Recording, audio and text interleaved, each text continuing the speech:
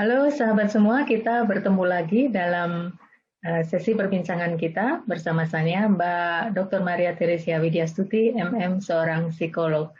Dan kita masih akan membahas tentang berpikir kritis, salah satu keterampilan hidup. Nah Mbak Widya, saya ingin bertanya nih, bagaimana langkah-langkah berpikir kritis itu? Oke, nah ini langkah-langkah ini sangat penting, Mbak Anas, untuk kita ketahui step-stepnya tuh harus kita pahami supaya lebih jelas. Aku sharing ya, Ya, biar lebih silakan. jelas. Ya. Jadi ada 7 langkah. Yang pertama itu mengidentifikasi, nanti kita akan detailkan, saya samarikan dulu 1 sampai 7-nya gitu ya Mbak ya. Jadi 1 itu identifikasi masalah atau pertanyaannya. Jadi kalau kita dihadapkan ke satu masalah, itu kita perlu mengidentifikasi ini masalah apa sih ini gitu. Atau jika ada orang bertanya ini, pertanyaan ini maksudnya kemana ya gitu. Terus kemudian setelah itu kita harus mampu mengumpulkan data, opini atau argumen. Bisa jadi tidak berupa data secara tertulis, tapi pendapat atau argumen atau pendapat orang-orang lain. Nah, itu yang bisa kita jadikan sebagai reference. Jadi intinya di nomor 2 ini adalah pengumpulan referensi sebenarnya. Kemudian yang ketiga, setelah ada data tadi, kita menganalisis dan mengevaluasi datanya. Dari situ baru kita bisa mengidentifikasi asumsi kita. Gitu. Jadi setelah evaluasi kita mengidentifikasikannya. Nah, kemudian kita tetapkan ini mana nih yang harus signifikan jalan, yang tidak seperti apa. Dari situ setelah ketemu signifikansinya tadi, kita buat keputusan atau kesimpulannya, baru kemudian kita komunikasikan atau kita jalankan. Gitu. Tapi mungkin akan lebih bagus kalau kita lihat satu-satu ya Mbak definisinya ya. Ya, silakan. Oke. Jadi yang pertama itu identifikasi masalah. Itu bagaimana kita hasil akhir itu sangat tergantung dari sini, identifikasi masalah ini. Jadi kemampuan kita mengidentifikasikan sesuatu itu. Buatlah setepat mungkin, makin sempit masalahnya. Jadi kalau misalnya masalah itu sangat lebar, kita harus persempit dulu. Semakin mudah menemukan solusi jawabannya. Jadi misalnya contoh, kita pakai contoh tadi ya Mbak, yang anak-anak tadi ya. Dia resah gitu. Ini kasih ada sesuatu yang nggak beres, pelajaranku jelek, ininya jelek, relasi sama temanku nggak bagus, atau begitu banyak masalah yang dia hadapi. Kita harus persempit dulu. Anak itu harus mampu. Ini sebenarnya sumbernya apa ya? Gitu. Sumber permasalahan ini apa? Apakah benar tadi karena orang tua yang pendapatnya nggak sesuai, kondisi rumah tangga atau keluarga yang nggak bagus, atau karena saya sendiri sebenarnya gitu.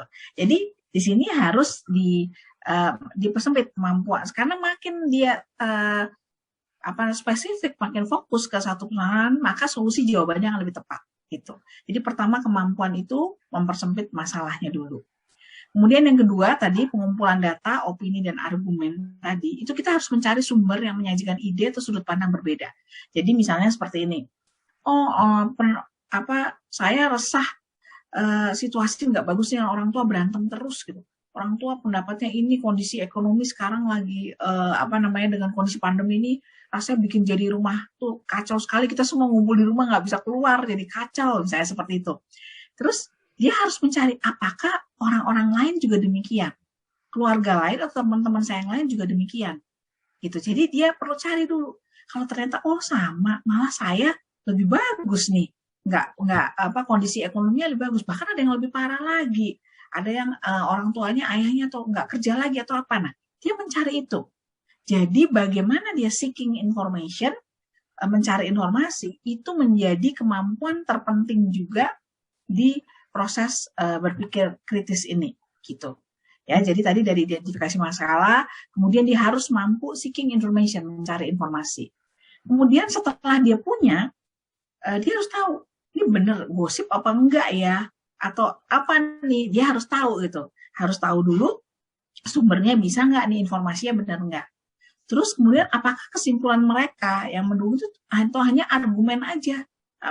Memang semua sekarang lagi susah kok ini atau gimana? Apakah nggak ada cara lain misalnya seperti itu? Nah, dia harus tetap cari. Dia harus kritis ya, kritis di permasalahan ini. Kemudian apakah ada cukup informasi atau data yang mendukung hipotesis yang diberikan? Nah, mungkin dia perlu diskusi lagi ke orang lain, gurunya kah, atau bahkan temannya yang mungkin sudah lebih bisa mengatasi itu dan sebagainya. Kalau anak-anak remaja kan dia maunya diskusinya sama temen ya, bukan sama orang tua gitu. Nah, kelompoknya itu, benarkah argumen yang diberikan kelompok itu tepat atau tidak gitu. Nah, itu di dalam tahap ketiga ini. Setelah itu terlalui, baru kita masuk ke tahap 4, identifikasi asumsi. Pertanyaannya adalah, apakah yakin sumber yang ditemukan tidak bias kayak tadi? Karena ini teman-teman semua nih, wah nanti hanya perasaan aja.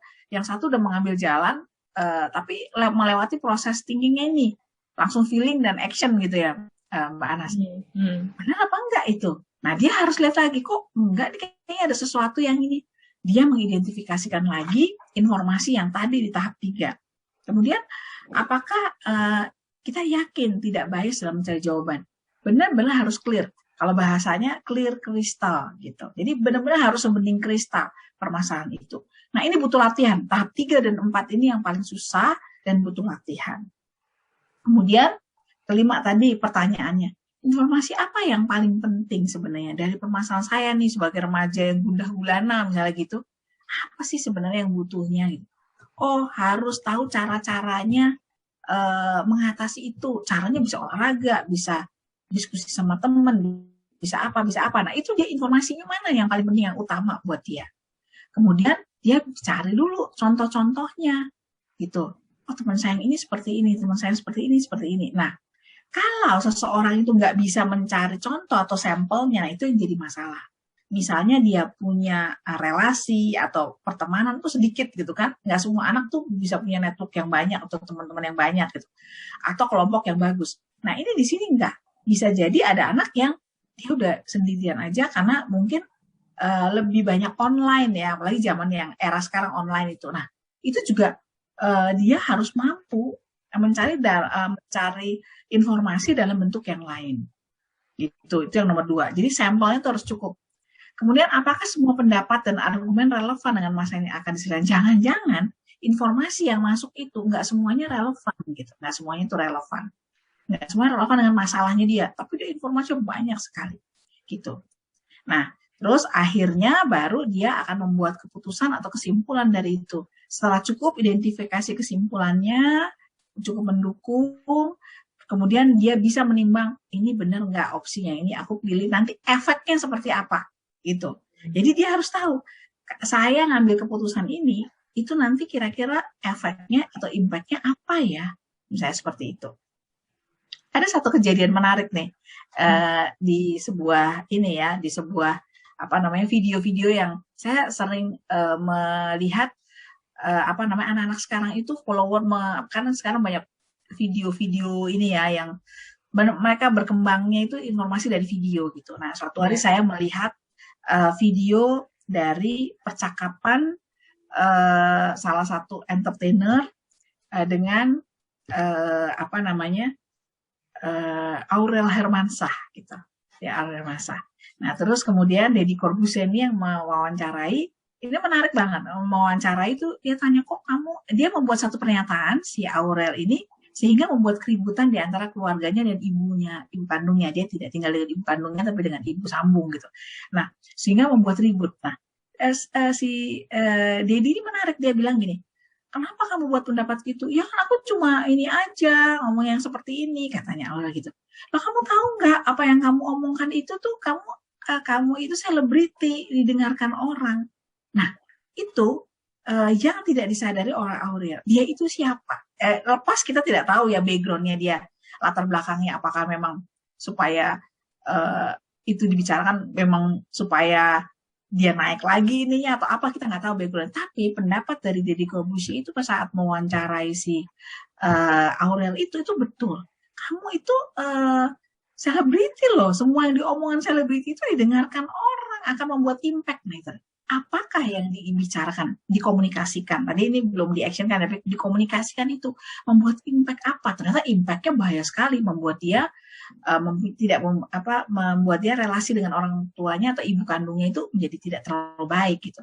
Nah, apakah dia cukup sadar dengan itu? Itu salah satu critical thinking. Efek dari dia tidak melihat efek dari yang dia lakukan gitu. Berarti ada proses yang hilang nih di tahapannya ini. Gitu contohnya ya Mbak, ini yang karena heboh sekali kasusnya itu saya tertarik, itu saya lihat videonya satu persatu. Nah itu penangkapan yang menarik sekali dari Deddy Corbuzier gitu, kira-kira seperti itu. Nah tadi nih yang terakhir itu kan mempresentasikan, mengkomunikasikan bagaimana si Aurel tadi mengkomunikasikan gitu tentang satu hal tadi itu, sehingga efeknya semua orang melihat, memandang bahwa dengan pendapat itu ada yang dirugikan gitu, ada yang dirugikan. Padahal harusnya mungkin kalau aku maksudnya nggak begitu, aku maksudnya tidak seperti itu, tapi cara dia mengkomunikasikan itu membuat orang memahami itu maksudnya seperti ini gitu. Itu sih kira-kira Mbak cara ini yang paling umum ya, case-case yang umum. Menarik banget kasusnya gitu. Itu kira-kira. Memang ada beberapa langkah yang harus dilalui ya dalam proses berpikir itu sendiri ya, termasuk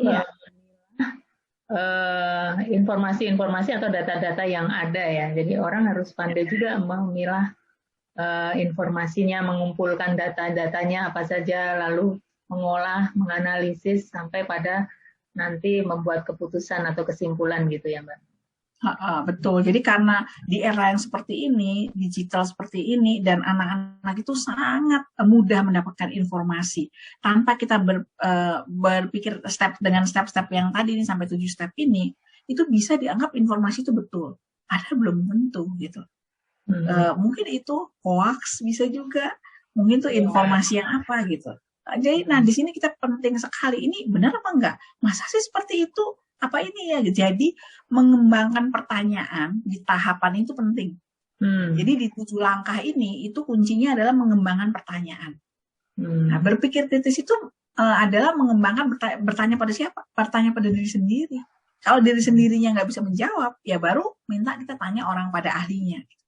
Jadi kemampuan mengembangkan pertanyaan itu adalah kemampuan dasar dari berpikir kritis, gitu Mbak. Oke, menarik sekali ya langkah-langkah yang mestinya ini harus kita pelajari dan juga kita latih ya Mbak Widya ya. Betul, iya. Jadi membuat pertanyaan itu harus kita latih. Misalnya contoh seperti ini, case yang menarik yang lain tentang apa ya, ini deh kondisi pandemi sekarang ini, vaksin misalnya gitu, kondisi vaksin. Ini vaksin apa namanya, bener kan katanya vaksin, kalau udah vaksin itu nggak menjamin, kok itu ada yang meninggal setelah vaksin misalnya gitu, kok itu malah kena lagi setelah vaksin. Nah itu kita perlu telaah juga, dia bikin pertanyaan ke diri sendiri, setelah vaksin itu dia melakukan apa ya, apa dia masih tetap menjalankan protokol kesehatan nggak ya gitu, kok dia meninggal apakah karena dia punya komorbid juga ya, penyakit bawaan ya atau apa ya gitu. Jadi akhirnya nggak saya ambil kesimpulan yang vaksin yang ini nih jelek, pokoknya habis vaksin ini nggak menjamin nih, ini nggak usah vaksin apa, itu kan langsung pengambilan keputusan. Padahal enggak. Nah yang kita lakukan adalah terus bertanya. Nah berpikir kritis itu adalah basicnya bertanya gitu. Itu sih Mbak Anas. Kalau tidak langkah-langkah tersebut tidak betul, juga nanti pengambilan keputusan atau aksinya bahkan bisa salah juga ya akhirnya ya. Betul.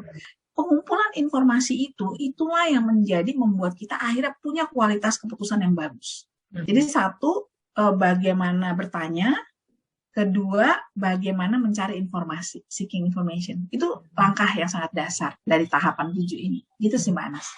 Oke. Terima kasih Mbak Widya untuk penjelasan langkah-langkahnya. Nanti di sesi berikutnya kita akan melihat bagaimana kunci dari berpikir kritis ini. Terima kasih Mbak Widya untuk saat ini. Sama-sama Mbak Anas. Nanti di sesi berikutnya. Iya.